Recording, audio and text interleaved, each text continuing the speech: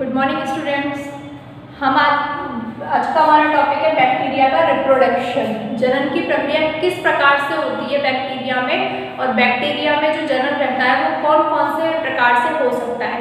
तो सबसे पहले ये देखो कि रिप्रोडक्शन जो होता है जनरली बैक्टीरिया में वो पाया जाता है तो कायिक जनन, और दूसरा उसमें पाया जाता है अलैंगिक जनन। तो लिखो बैक्टीरिया में कायिक व अलैंगिक दो प्रकार का जनन पाया जाता है बैक्टीरिया में ना। एक कायिक जनन उपस्थित रहता है, अलैंगिक जनन उपस्थित रहता है। परंतु जो लैंगिक जनन रहता है वो भी बैक्टीरिया में पाया जाता है। वैसे तो बोलते हैं कि बैक्टीरिया में लैंगिक जनन एब्सेंट रहता है, लेकिन लैंगिक जनन किस रूप में होता है? आनुवांशिक पदार्थ के विनिमय के रूप में लैंगिक जनन की प्रक्रिया संपन्न होती है। लैंगिक जनन की प्रक्रिया में क्या होते हैं? दो गैमेट्स हुए, दो गैमेट्स का क्या होगा? फ्यूजन होगा, और फ्यूजन के थ्रू किसका निर्माण होता है? जाइगोट का निर्माण होता है। उसे हम क्या मानते हैं? लैंगिक जनन। पर यहाँ पे क्या हो रहा है? लैंगिक जनन की प्रक्रिया के दौरान आनुवंशिक पदार्थ का विनिमय होता है। तो आप लिख लो तथा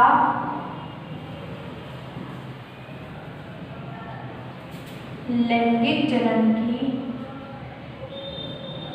प्रक्रिया के दौरान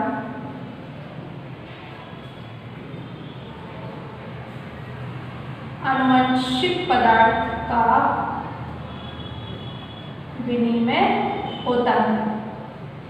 ठीक है, बैक्टीरिया में कायिक और अलैंगिक दोनों प्रकार का जनन पाया जाता है, और लैंगिक जनन की प्रक्रिया के दौरान इसमें क्या होता है कि जो आनुवंशिक पदार्थ रहता है, जेनेटिक मटेरियल क्या होता है? इसमें आरएनए रहता है। तो आरएनए का क्या हो जाता है? विनिमय हो जाता है, और विनिमय होने से ही दो बैक्टीरिया, तीन बैक्टीरिया, चार बैक्टीरिया, जितने भी बैक्टीरिया रहते हैं वो आगे जाके क्या करते रहते हैं? वृद्धि करते रहते हैं, और उसकी सहायता से बैक्टीरिया का लैंगिक जनन का जो प्रोसेस है वो क्या होता है?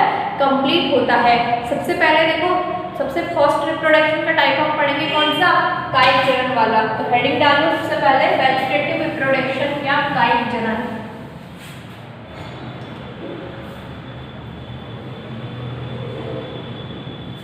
वेजिटेटिव रिप्रोडक्शन, या हिंदी में हम कह सकते हैं इसको क्या? कायिक जनन। कायिक जनन सब पढ़ के आए हो आप। प्लांट्स के अंदर जो आपने कायिक जनन की प्रक्रिया देखी है उसमें देखो कौन कौन सी प्रक्रिया होती है? एक द्विविखंडन की प्रक्रिया होती है, सेकंड तंतु का निर्माण, मुकुलन की प्रक्रिया। एक द्विविखंडन की प्रक्रिया होगी, दूसरी मुकुलन की प्रक्रिया, और एक खंडी भवन की प्रक्रिया। तो तीन प्रक्रियाओं में बैक्टीरिया के अंदर भी कायिक जनन जो रहता है वो क्या रहता है? अलग अलग प्रक्रिया में होता है। जैसे फर्स्ट में बात करूं बाइनरी फिशन। बाइनरी फिशन को क्या बोलते हैं हम लोग? इसे बोलते हैं द्विविखंडन प्रक्रिया। दूसरा देखो मुकुलन, और थर्ड है खंडी भवन। ये तीनों प्रकार की प्रक्रियाएं होती है जिसमें वेजिटेटिव रिप्रोडक्शन के अंतर्गत पाई जाती है। कायिक जनन में होता क्या है कि इसमें जो बैक्टीरिया का एक भाग क्या हो जाएगा? धीरे धीरे करके एक ही कोशिका रहती है बैक्टीरिया में, तो वो ही कोशिका क्या हो जाएगी? आगे विभाजित होती जाती है संकीर्णन के द्वारा, और विभाजित होकर जैसे कि ये बैक्टीरियल सेल है, इसी में क्या होगा? इस प्रकार से धीरे धीरे संकीर्णन चालू होगा, फिर पूरी तरह से संकीर्णन हो जाएगा, और फिर इस तरह से दो में क्या हो जाएगी? टू डॉटर सेल्स में इसका क्या हो जाता है? डिवाइडेशन हो जाता है। तो ये जो कायिक जनन की प्रक्रिया है इसमें इस प्रकार से जनन होता है।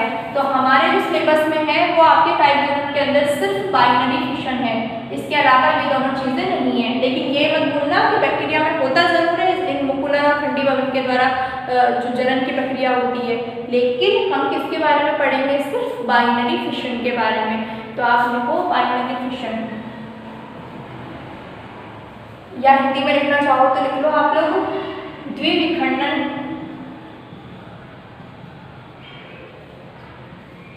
प्रक्रिया द्वारा कायिक जनन। ठीक है, द्विविखंडन की प्रक्रिया के द्वारा कायिक जनन। अब देखो ये प्रोसेस किस प्रकार से होती है द्विविखंडन की प्रक्रिया। सबसे पहले आप सुनो, द्विविखंडन की प्रक्रिया जो रहती है, सबसे पहले कायिक जनन जो रहेगा वो क्या देखेगा? टेम्परेचर, जल और भोजन की उपलब्धता। ये तीन चीजें सबसे ज्यादा रिक्वायर्ड है किसके लिए? कायिक जनन के लिए।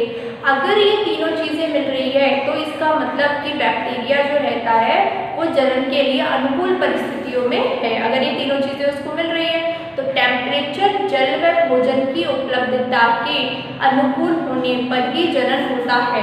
सबसे पहले आप लिखो टेम्परेचर, जल व भोजन, तीन चीजें बताई थी मैंने अभी आपको कि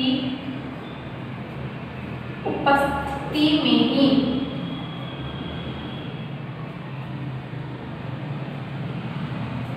अनुकूल वातावरण मिलने पर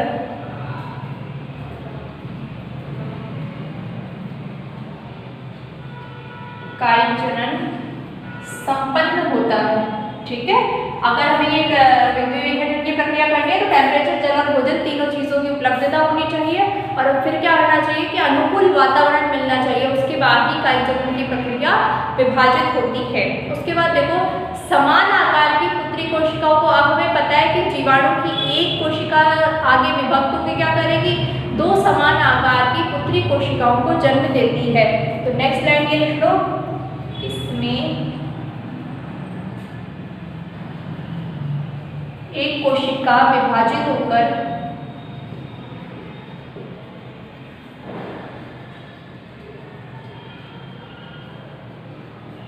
समान आकार की दो पुत्री कोशिकाओं का निर्माण। ठीक है, क्या होगा इसमें, एक कोशिका जो है बाइनरी फिशन में वो विभाजित होगी और विभाजित होकर वो दो पुत्री कोशिकाओं का निर्माण करने में सक्षम होती है। अब ये दो पुत्री कोशिकाओं का निर्माण जो है वो ऐसे नहीं होगा डायरेक्टली, कुछ स्टेप्स रहते हैं, तीन प्रकार की प्रक्रियाएं होती है। उन तीनों प्रकार के स्टेप्स कंप्लीट होने के बाद ही दो पुत्री कोशिकाओं का निर्माण रहता है। और इस सारी प्रक्रिया में मध्यकाय जो रहता है, मीजोसोम, बैक्टीरिया का जो मीजोसोम है वो जो रहता है बाइनरी फिशन की प्रक्रिया में सबसे ज्यादा क्या करता है, वर्क करता है। तो आप लिखो सबसे पहले यह प्रक्रिया 3 स्टेप्स में कंप्लीट होती है। लिख लो, यह प्रक्रिया 3 स्टेप्स में कंप्लीट होती है।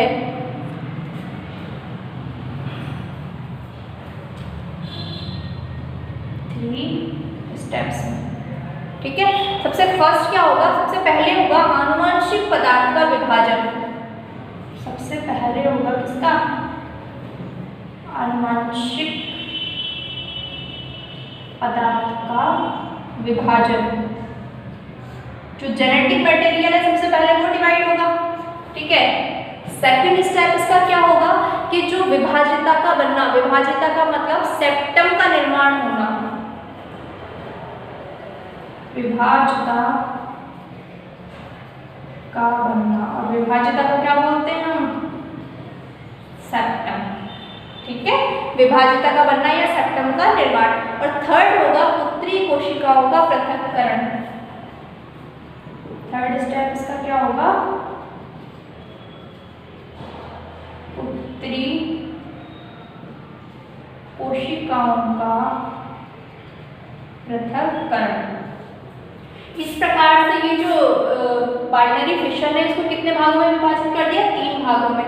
सबसे पहले आनुवंशिक पदार्थ विभाजित होगा, फिर विभाजिता यानी कि संकीर्णन बनेगा, उसके बाद जाके दो पुत्री कोशिकाएं क्या हो जाएंगी, विभाजित होंगी। तो सबसे पहले मैं बात करती हूँ किसकी, आनुवंशिक पदार्थ का विभाजन किस प्रक्रिया के द्वारा होता है। तो इसमें लिखो आप, जीवाणु अधिकतम आकार लेने के बाद अपनी लंबाई में वृद्धि करता है। जीवाणु अधिकतम आकार लेने के बाद अपनी लंबाई में वृद्धि करता है। वह इसके साथ ही आनुवंशिक पदार्थ एक तो इसमें देखो दोनों प्रकार के पाए जाते हैं। डीएनए तो सर्कुलर रूप में रहते हैं इसमें, और जनरली क्या पाए जाते हैं, आरएनए होता है इसके अंदर। तो इसमें लिखो, इसमें आनुवंशिक पदार्थ,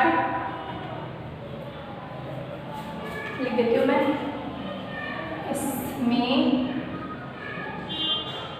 आनुवंशिक पदार्थ आरएनए या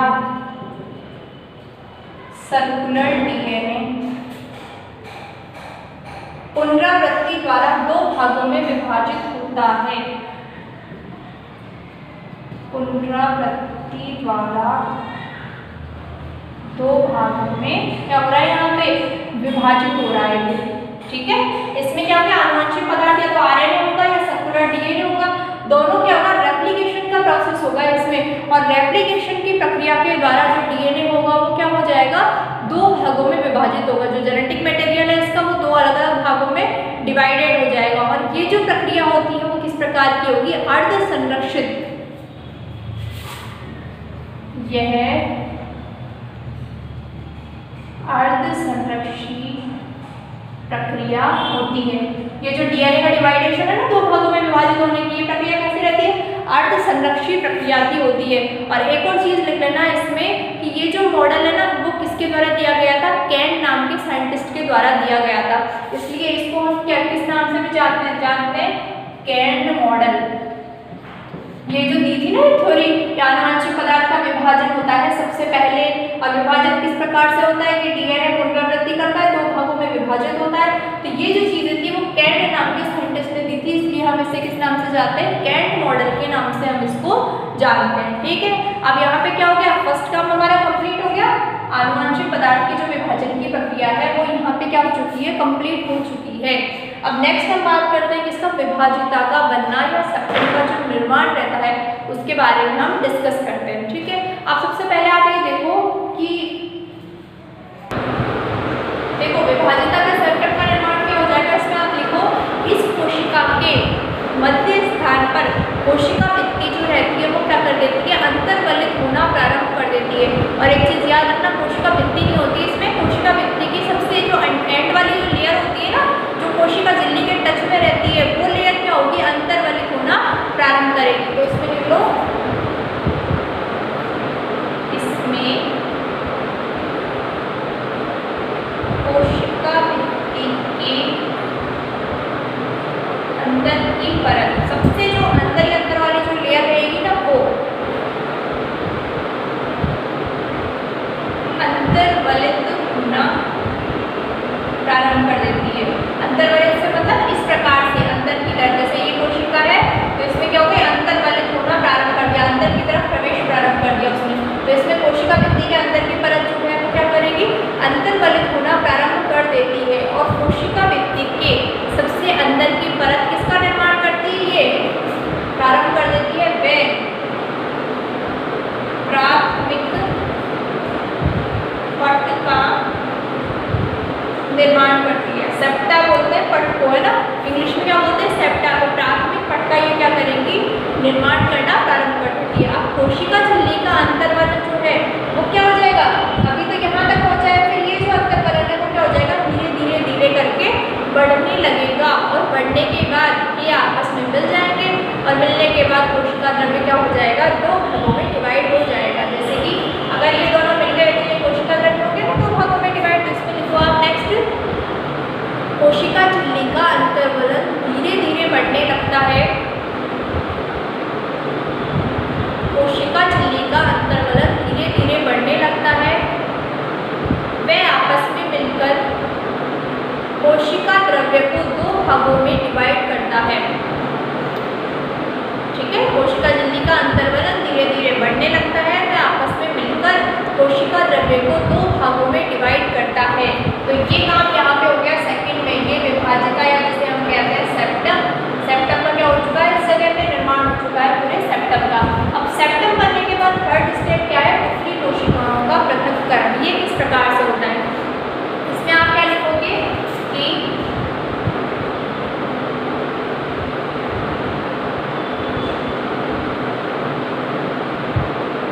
पहला तो आप ये लिखना कि इसमें जो संकीर्णन है वो क्या होता जाता है, बहुत ज़्यादा गहरा होता जाता है, इसे हम कहते हैं प्राथमिक संकीर्णन। तो ये क्या हो जाएगा, बहुत ज़्यादा है, इसमें बहुत सारे पदार्थों का जमाव हो जाएगा, प्रोटीन हुआ, छोटे बड़े अणु आयन जो भी होंगे ना सब इस पे आगे क्या हो जाएंगे, सेप्टम में जाकर चिपकने लग जाएंगे।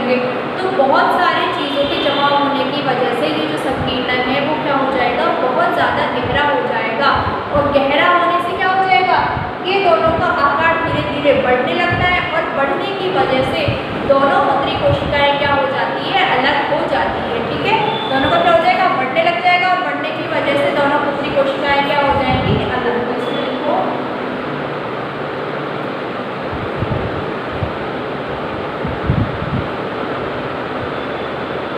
पुत्री कोशिकाओं का आकार बढ़ने लगता है,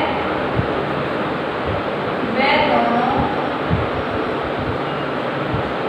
अलग हो जाती है। ठीक है, पुत्री कोशिकाओं का आकार बढ़ने लगता है, बढ़ने की वजह से क्या हो जाएगी, दोनों की दोनों अलग हो जाएगी। अब ये जो पूरी प्रक्रिया हुई ना, ये आनुवंशिक पदार्थ का विभाजन, सेप्टम का बनना, पुत्री कोशिकाओं का पृथक्करण, इस पूरे प्रोसेस में जो टाइम लगा है वो टाइम लगा है यहाँ पे 15 to 20 मिनट्स का। इट मीन्स अगर एक बैक्टीरिया सेल अगर 2 बैक्टीरिया में डिवाइड हो रही है तो सिर्फ कितना टाइम लेगी, वो 15 से 20 मिनट का समय लेगी। फिर ये जो बैक्टीरिया सेल्स है ये आगे क्या हो जाएगी, मैच्योर होगी, मैच्योर होगी ये भी इस तरह से क्या होता है।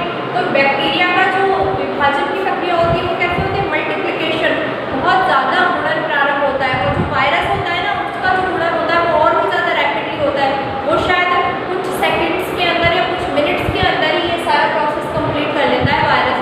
और यहाँ पे बैक्टीरिया को कितनी देर लगती है, 15 से 20 मिनट लगती है एक बैक्टीरियल सेल्स को 2 पुत्री कोशिकाओं में विभाजित होने में। अब देखो इसका डायग्राम बनाती हूँ, डायग्राम की सहायता से करो समझ लेना ये प्रोसेस।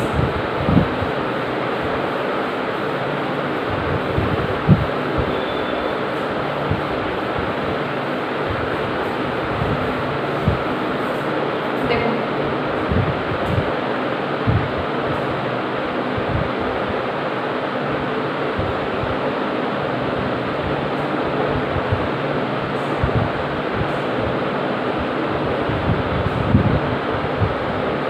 सबसे पहले क्या है, ये कोशिका है, क्या है ये सेल।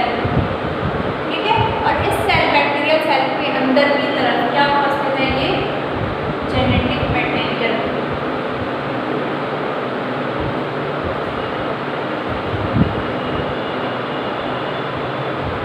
और ये जेनेटिक मटेरियल कैसा दिख रहा है आपको, कि जिस जेनेटिक मटेरियल की क्या हो चुकी है, पुनरावृत्ति हो चुकी है, रेप्लिकेशन हो चुका है, वो वाला जेनेटिक मटेरियल है ये। ठीक है, ओके। उसके बाद जो सेकेंड स्टेप है, सेकेंड स्टेप में देखो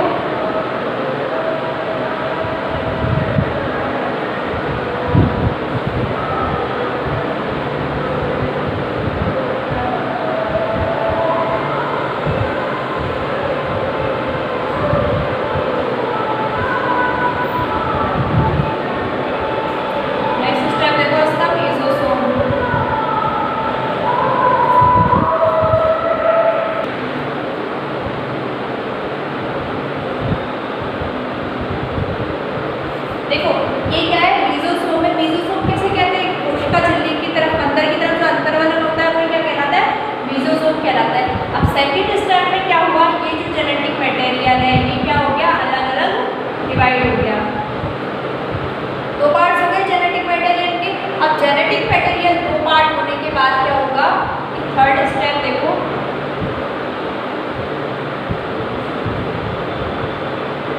थर्ड स्टेप में संकीर्णन की प्रक्रिया क्या हो जाएगी, चालू हो जाएगी।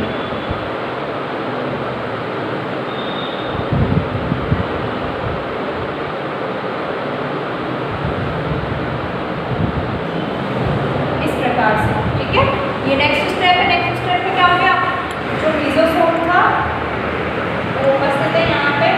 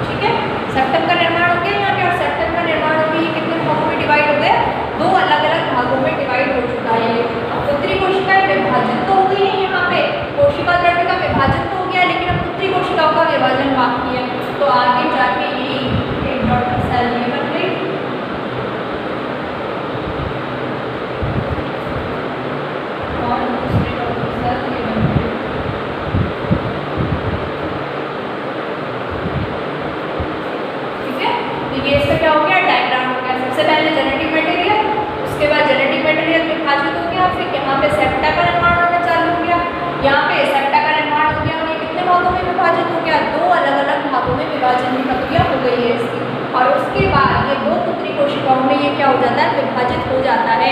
तो ये आपका क्या हो गया, बाइनरी फिशन जो है कंप्लीट हो चुका है। समझ में आ गया होगा आपके, 3 स्टेप में कंप्लीट होगा बाइनरी फिशन। अब जो हम नेक्स्ट स्टार्ट करेंगे ना, वो स्टार्ट करेंगे क्या, अलैंगिक जनन की प्रक्रिया। अलैंगिक जनन की प्रक्रिया किसके द्वारा होती है, तो हम सभी जानते हैं बीजाणुओं के द्वारा, कॉनिडिया के द्वारा। इस प्रक्रिया के द्वारा ही अलैंगिक जनन की प्रक्रिया होती है। तो वही प्रोसेस यहाँ बैक्टीरिया में चलेगा, लेकिन आपके सिलेबस में वही चीज़ है कि सिलेबस में जो अलैंगिक जनन का प्रोसेस है वो सिर्फ दे रखा है एंडोस्पोर के द्वारा। ठीक है, तो एंडोस्पोर के द्वारा हम किस प्रकार से अलैंगिक जनन की प्रक्रिया होती है वो देखेंगे। अब एंडोस्पोर से जब हम अलैंगिक जनन की प्रक्रिया पढ़ेंगे तो सबसे पहले ये देखो एंडोस्पोर होता क्या है। तो जो भ्रूण कोशिका रहती है ना, उसके विभाजन